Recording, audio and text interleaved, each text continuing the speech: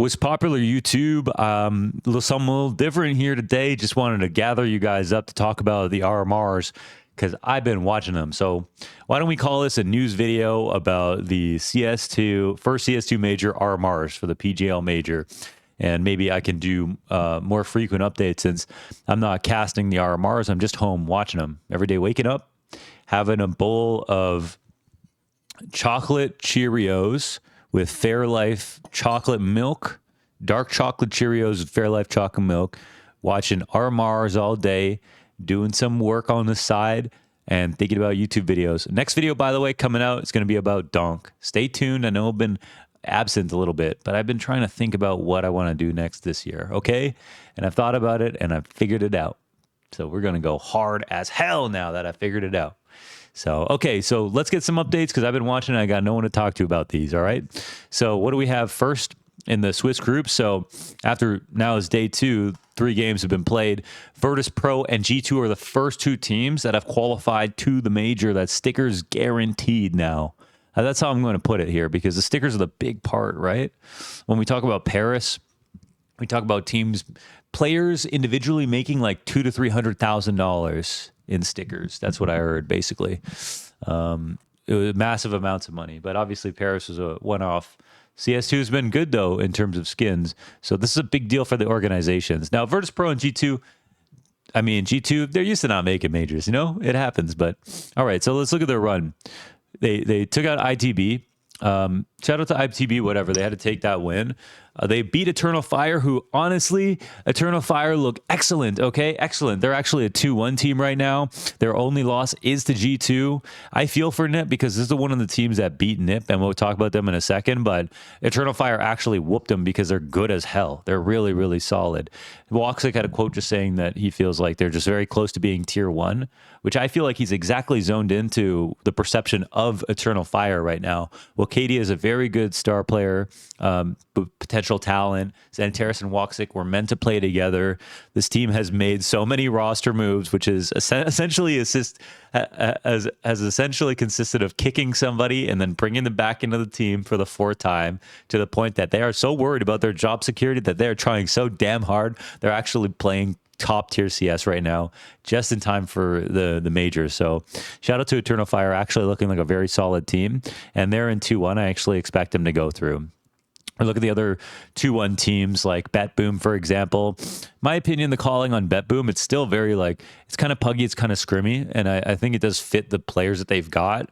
But at the same time, I'm not so sure about like how far and how good that they can play over a long period of time. I wouldn't be surprised if they don't make it, but they do have the players and the quality to make it if they get the right draw. So, all right, so those are the 2-1 teams right now.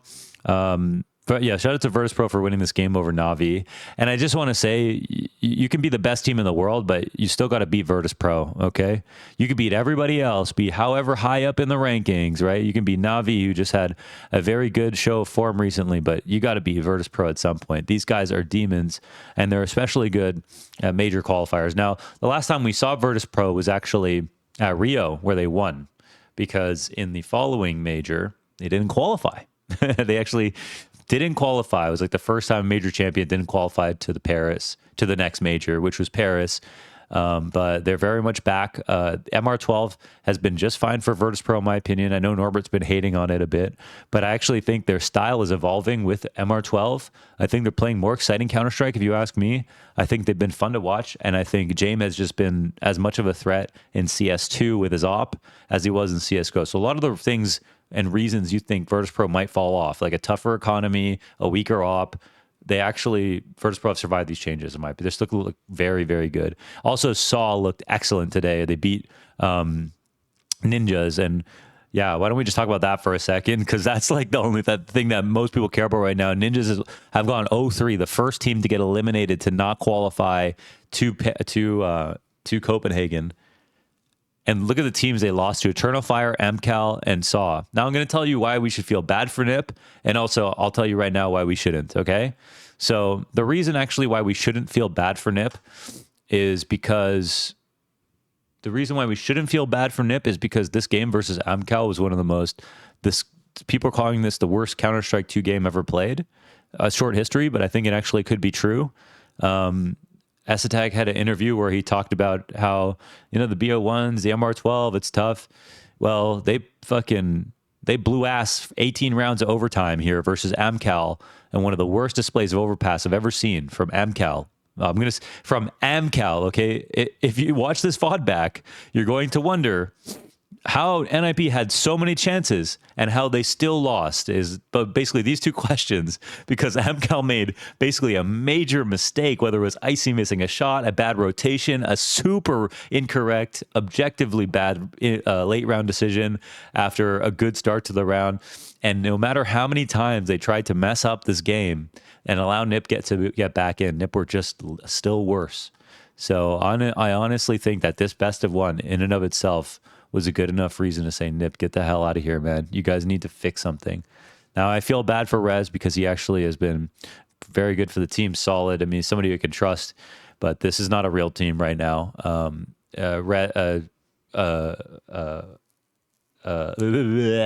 What's his name? Threat, not Rez. Threat, their coach, their manager, DJL's their coach. He said that they need to be on top by 2025. That's the meme now. The new meme is 2025 with NIP. Now, I thought about this for a bit, and at first I was like, you know what? Maybe this helps them. Well, they don't get sticker money. They might go under. Literally, this is like the org super this is them seeing the bottom come up. They are so close to being at the worst possible. They're the EG of Europe, man. NIP are in a bad place. So maybe they need the sticker money, and like, this is what I thought about. I thought, okay, if to get to a position where they're competitive in 2025, and the thing is that what Thread is talking about is that if 2025 rolls around and they're not competitive enough, there's not going to be partner team slots to prop them up to give them more chances to play. So this is real. This is real, by the way, and something a lot of teams have to worry about. That basically, you have to be good on merit now. You can't just be a popular team or a good org with a good logo. You have to earn your way into events. You have to earn your way into the ranking. And I think right now, NIP are like ranked literally like 30 in the world or worse, and might be even worse after this. So, my opinion, NIP are dead in the water, 27. They're not a real team. They won't be competitive by 2025, in my opinion. If there's any chance of them happening, then my thought was that if they don't make this major, then they can get right to making the roster moves. But actually, now that I've thought about that for some time, the major rolls around, they can't get the players they want because those players are playing at the major. Then after the major's over, NIP are just looked at as a bum-ass org that like can't win, don't have good talent, and didn't play the major. So you're taking a career risk by going to NIP. So your stock goes down by not making the major. You don't actually gain more time in terms of beating the 2025 clock because you have to wait for the major to be finished to get these players in the first place.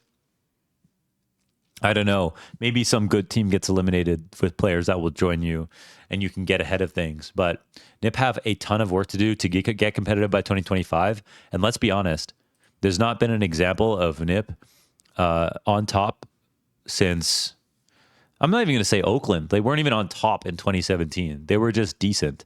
NIP haven't been on top since 2014, okay?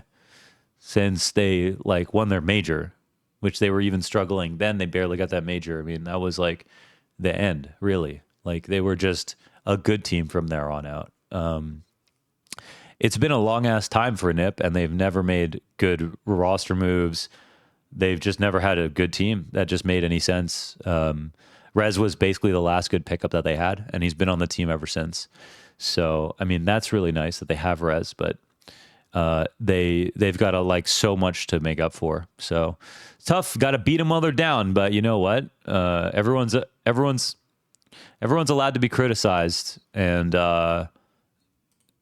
yeah, they're taking up space, man. I mean, I don't know. I felt bad for EG and NA a while ago. How do you guys feel as Europeans? What's your opinion on NIP? Either way, they bombed out of PGL. That is tough.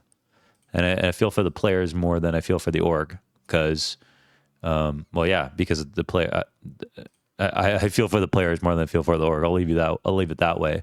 Very few orgs that I actually am like, I like the orgs so much. I'm rooting for them. Nip are not one of those orgs for me. But yeah, see ya. Couldn't make it. Tough. We'll have to try again for the next major. What can you say? It's just a big piece of news here that one of the most notable brands in the history of the game is not being included in the genesis of the next version of the game, right? So some of the other teams right now. So AMKAL also, they tried playing Overpass again, just couldn't win. So they're in a 1-2. Not expecting AMKAL to go through at all. 3D Max of the Frenchies, they're somebody that we want to be excited about. Falcons just were not good enough and had a legit loss to Eternal Fire in the sense that Eternal Fire are very good. I think based on what we saw at Cato, and I didn't actually catch their RMR games, that you'd think Falcons can do better for sure because they powered up as Cato went on. But we have seen them at their weakest. And at the end of the day, Boros, he has to be more consistent because he has to fill the shoes of Nico, right, for this team to make sense, because he's literally replacing Nico in his role. And Nico would be, and he's a number 2 player of 2023, would have been filling that role for the Falcons. And so, yeah, that's huge shoes to fill. And yeah, maybe that's too much to ask of Boros. Well, that's who Nico would have been. That's the team they would have built around. Boros has to be that good, and he's not nearly consistent enough. Now I say that, and G2 didn't even have Nico until the phase game. So, but when it mattered, Nico pulled through and had an amazing match. Also, m0NESY has been incredible, and m0NESY's RMR stats are freaking unbelievable. I mean, no matter what major that you go to, oh my gosh, just donk on every category right now. If you look at m0NESY's like major stats, RMR stats, even in the events that they didn't win in the past, he fried. Like, he literally was so good. We look at here's the RMR for Europe, a 1.32 over the 4 maps here. This is the challenger stage, a 1.49 over the 4 maps, 1.23 over the, this is CSGO numbers, by the way, which we know those are more impressive than CS2. We know that, okay? We go back to PGL Antwerp, and when I show you the stats of his teammates in these, okay, they weren't glistening like this, all right? Let me tell you that. You weren't seeing the Colgate smile on everybody else, all right? So m0NESY's been always extremely good when it comes to the majors and when it comes to elimination games and things like that, and he is fucking incredible, dude. Like, this last map that he played, let me show you this right now. He went 36-18, if my memory serves me correctly. Maybe it was more than that, 36-13 or something. 36-13 versus Eternal Fire. And if he didn't get every single one of these kills, they would have lost. Look at this, went to overtime. If he didn't get every single one of these kills, he would have lost, bro. This was such an insane match. Okay, that's a good demo to watch. Any other teams to think about here? I don't know. I don't have much to say about teams like fnatic or Koi. Na'Vi took their one loss. They could have been a 3-0 team. Virtus.pro are not the worst team that they could have played in this draw, but obviously no game versus Virtus.pro is free. So it's good position to be in the 2-1 for sure. I think there's some good competition here, but not that tough overall. For FaZe and Na'Vi to not get out of this would be a huge disaster, I think. And then from the 1-2s, I think Falcons would be one, as well as that's it. So, you don't have to beat out too many others to make it up, in my opinion. So we'll see tomorrow's matches, what'll happen.